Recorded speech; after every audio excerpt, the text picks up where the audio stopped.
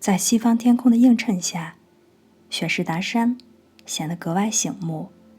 山脚下生长着松树和冷杉，让它看上去就像镶嵌在绿色丝线上的闪烁着钻石般光芒的宝石。每时每刻，被雪覆盖的山峰都在闪光，并变换着颜色。随着太阳落向地平线，它的身影被拉得越来越长。传闻说，这里有一群人，他们很神圣，叫做雪士达山兄弟会。他们是伟大的白色兄弟会的分支，从远古的时代，他们就聚焦在这里，直至今天。我因公事被派往山脚下的一个小镇，试图利用闲暇的时光来破解有关这个兄弟会传说的传闻。通过在远东的旅行，我得知大多数的传闻、神话和传说的起源都暗含了一个深刻的真理：除了那些生命的真正学者之外，其他人通常无法识别。我爱上了雪士达山，每天早晨我都会不由自主地向山之魂和兄弟会的成员致敬。我感觉到这整个地区都非同寻常。根据我随后的经历，也就不难得知，曾经也有人在这里有过类似的体验。每当我独自思考问题，或者要做出重大决定的时候，远距离的徒步旅行就成为了我的习惯。在这位大自然雄伟的巨人身上，我找到了快乐、启发，还有平静。它安抚着我的灵魂，让我的心智和身体焕然一新。我根据自己的想法，计划了这样一个徒步旅行，在雪士达山的深处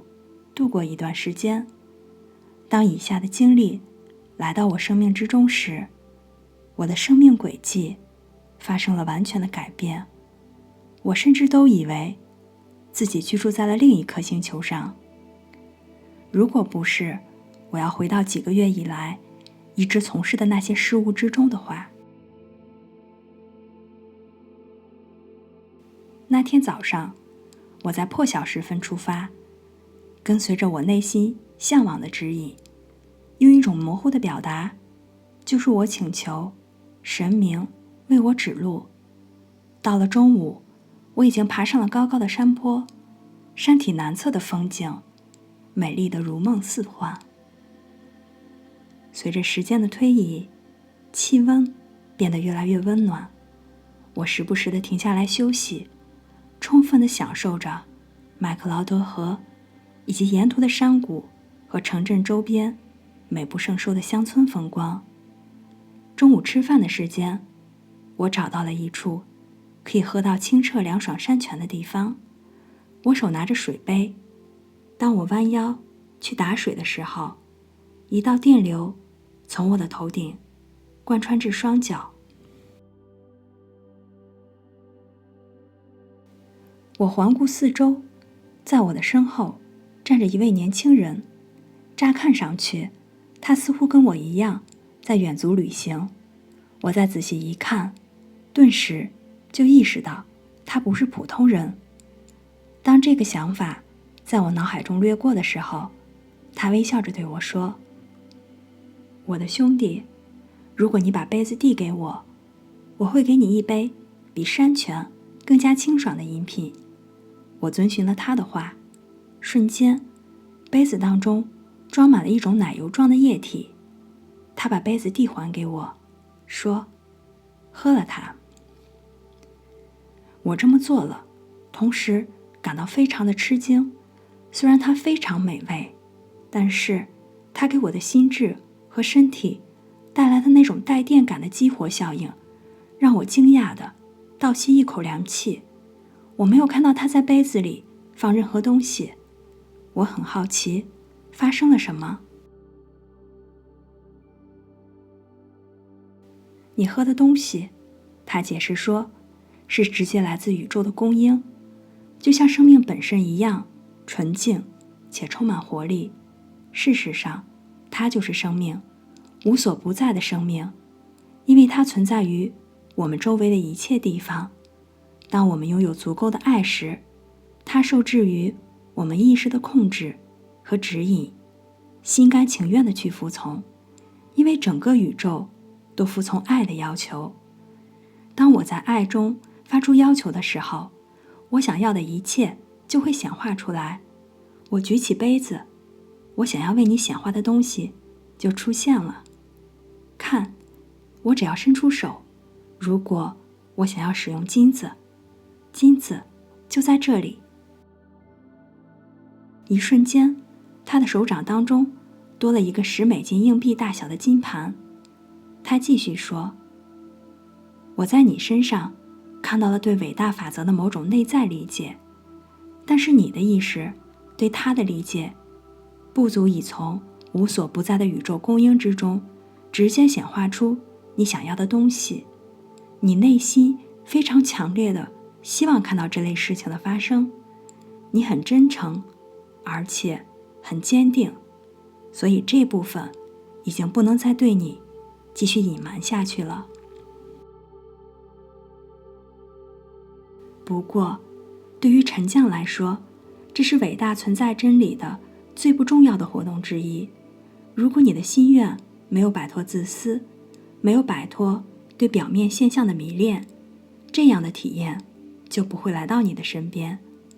今天早晨，当你离开住所的时候，你想的是要去远足，也就是说，你心智思考的外部活动是如此。在更深、更大层面的意义上，你实际上是在追随你内在的神之自我的冲动，把你带到可以满足你最强烈心愿的人、地点和条件之中。生命的真相是，你无法去渴望这个宇宙无法实现的事情，你渴望的感觉越是强烈，就会越快得到它。不过，如果一个愚蠢的人渴望的是去伤害另一位神之子，或者说去伤害神创造的其他部分，那么这个人就会在自己生命体验中的某处，以不和谐和失败的方式付出代价。重要的是要完全意识到，神对他的每一个孩子的意图是拥有所有的丰盛，还有完美。他创造了完美，并赋予他的孩子完全相同的能力，这样他们也可以创造并保持完美，同时表达神掌管地球以及其中的一切。人类最初是按照这样的形象去创造的，也就是神的形象。之所以没有人表达出这种统辖权的唯一原因，是因为人们不去使用他们的神圣权威。每个人被赋予的权利，也就是要使用这种权利来掌管他所在的世界。因此，人们没有遵循爱之法则，没有把爱与祝福带到所有的造物之中。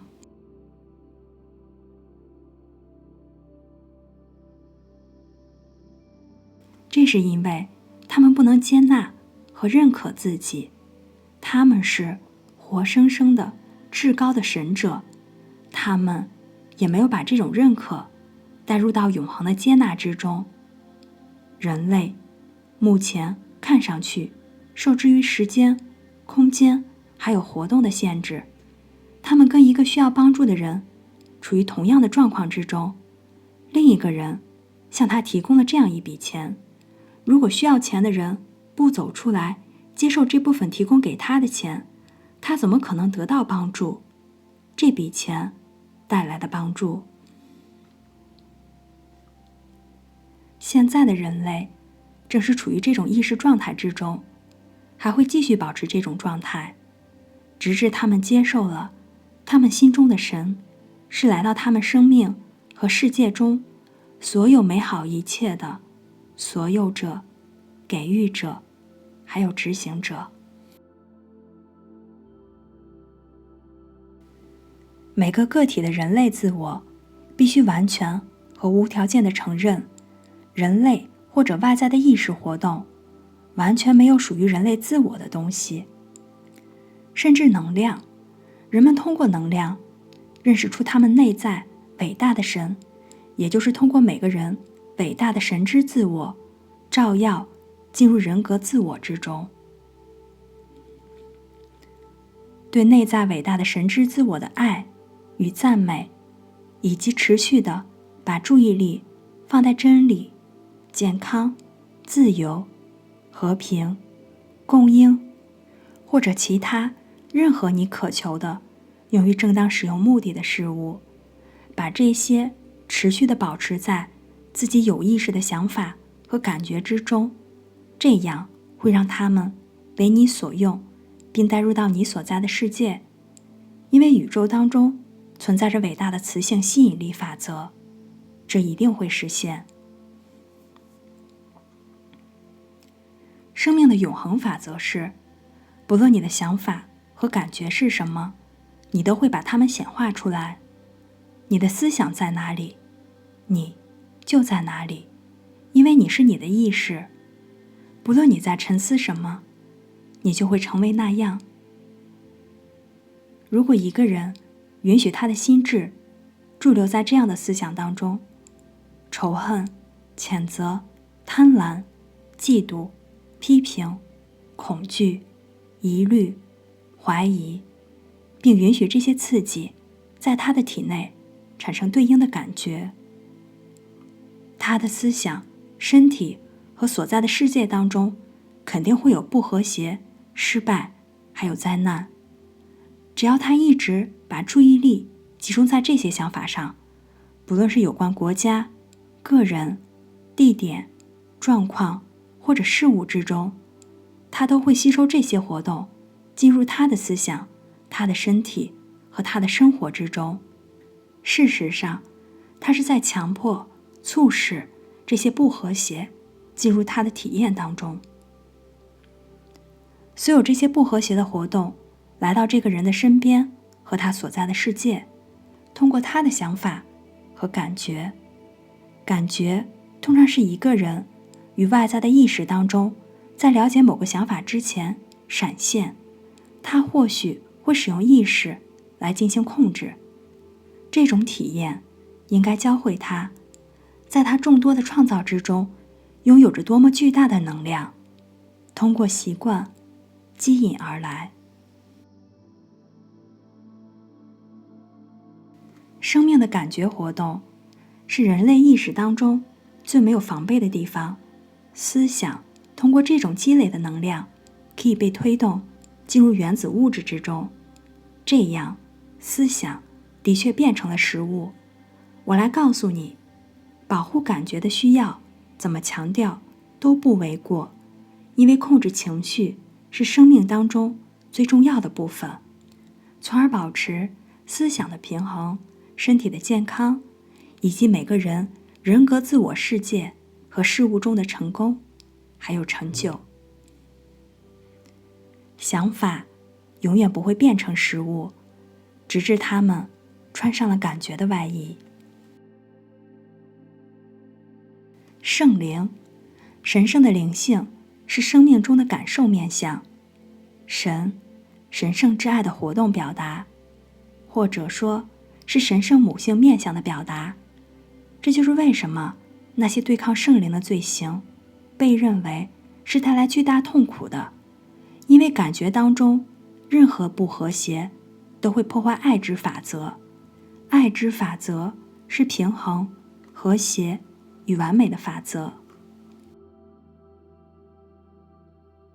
宇宙之中与爱之法则相悖的最大的罪行，就是人类无休止地向外发散出各种烦躁和破坏性的感觉。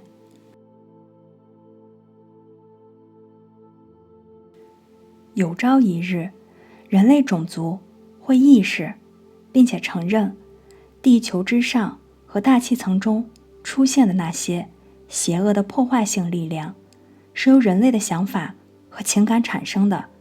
只是因为个人在日常生活当中缺乏对情感的自我控制，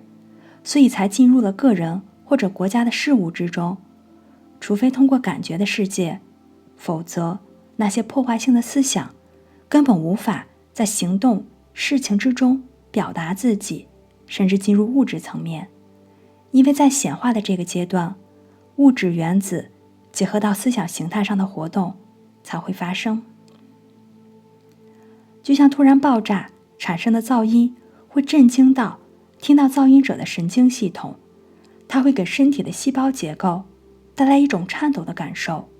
愤怒时所产生的感觉颤抖，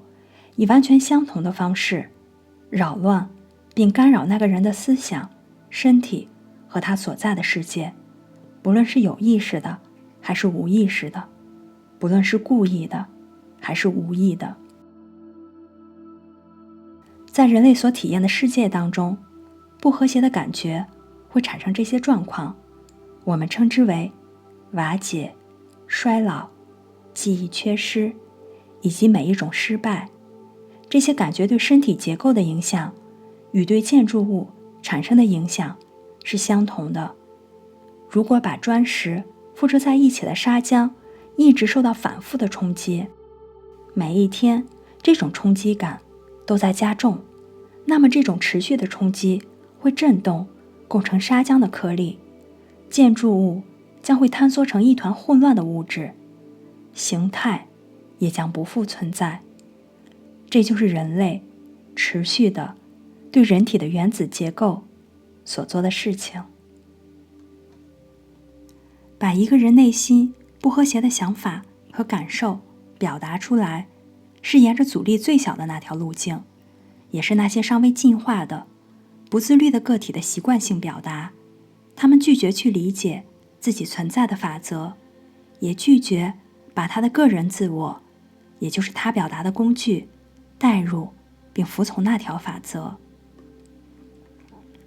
他不能也不愿意去控制自己的想法和情感，处于一种糟糕的状态，因为他意识的每一扇门都对瓦解性的破坏活动保持敞开，也就是那些被其他人格的心智和情绪所丢弃的活动。对这种不友好的破坏性能量做出让步，既不需要力量，也不需要智慧，更不需要自律。这样去做的成年人还处于孩童阶段，就其自我控制的发展而言。从摇篮到坟墓，人类对情绪的控制少之又少，这对人类的生活来说是一种灾难。注意到这一点是当今西方世界最为需要的，很容易对不和谐的想法、情感和行为做出让步，这是肯定的，因为人类大众沉浸在完全由自己创造的环境和状况之中。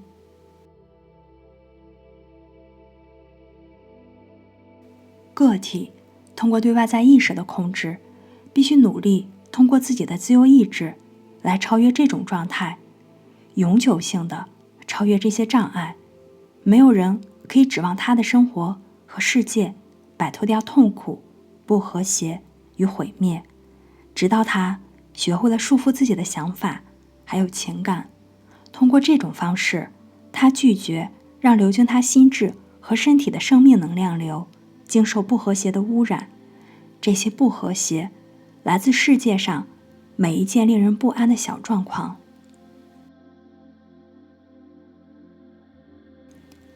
最初，这样的自律需要坚定且持续的努力，因为人类95%的想法和情感是不受限制和控制的，就像一条小流浪狗那样。然而，不论花多少的努力来控制这两项活动，花费多少时间和精力都是值得的。没有它，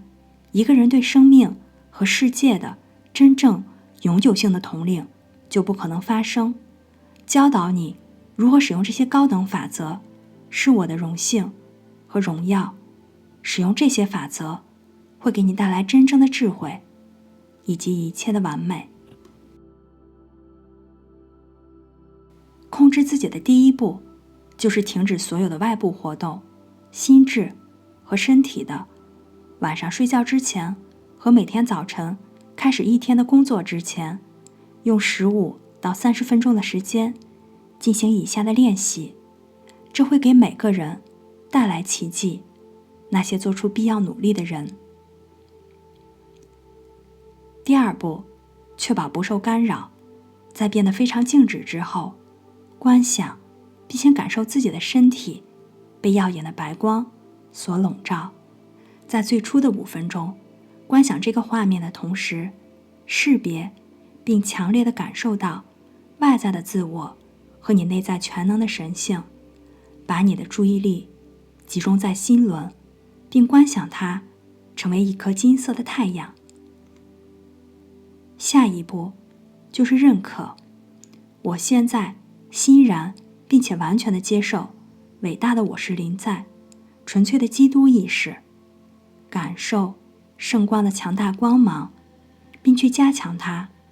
感受你身体的每个细胞被这种光芒照耀，至少持续10分钟的时间。然后通过以下的命令来结束冥想：我是圣光的孩子，我热爱圣光，我为圣光服务，我活在圣光之中，我受到圣光的保护、照耀、供应与加持，我祝福圣光。要记得，一个人会成为他冥想中所示，因为所有的事物都是来自圣光，圣光是所有事物当中至高无上的完美，还有掌控。对圣光的沉思和尊崇会让心智的开悟发生，健康、力量和秩序进入身体，和平、和谐与成功显化在个人的事物当中，只是对真正去这样做并且持续维护它的人而言的。几个世纪以来，每个时代、每一种状况当中，我们被告知那些表达出生命当中较为伟大成就的人都在告诉我们，圣光是至高无上的，圣光无处不在，在圣光之中存在着万物。在今天，这个真理跟在100万年之前一样的真实。早在存在人类记录的时候，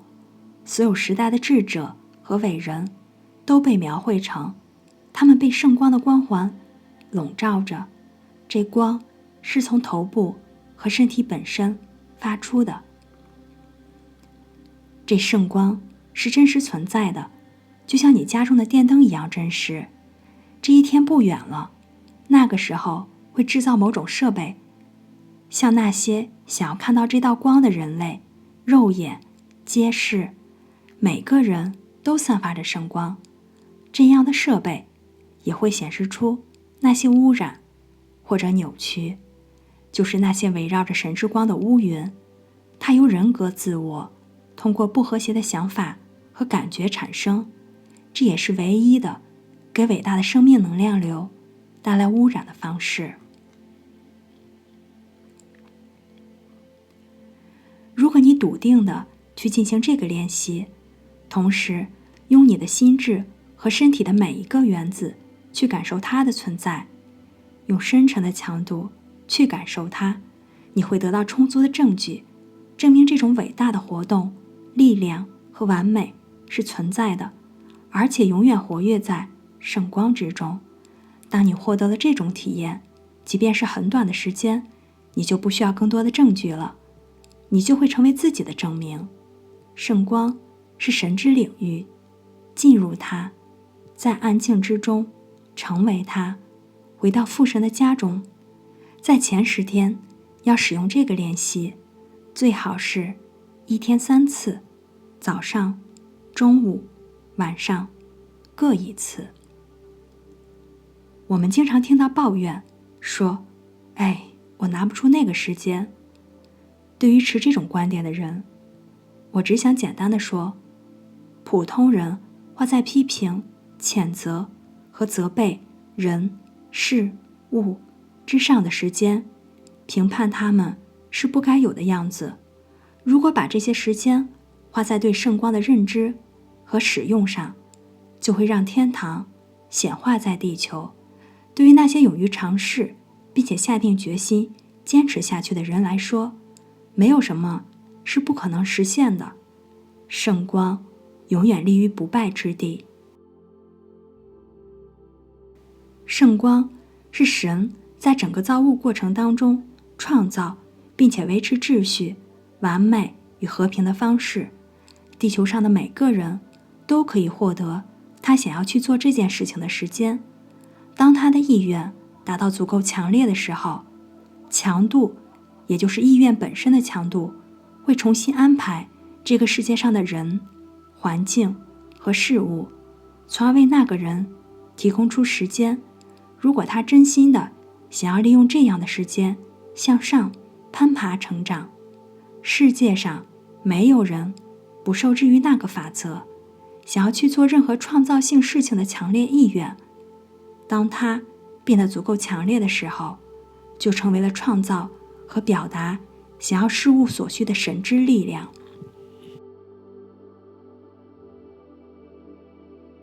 每个人都拥有着相同的最高特权，与全能的神之临在接触的能力，也是这种唯一的力量，在过去、现在以及将来，提升人格自我和他所在的世界，超越世俗的不和谐与限制。我亲爱的孩子，以最大的决心去这样做，并且知道，神就是你内在必然的胜利。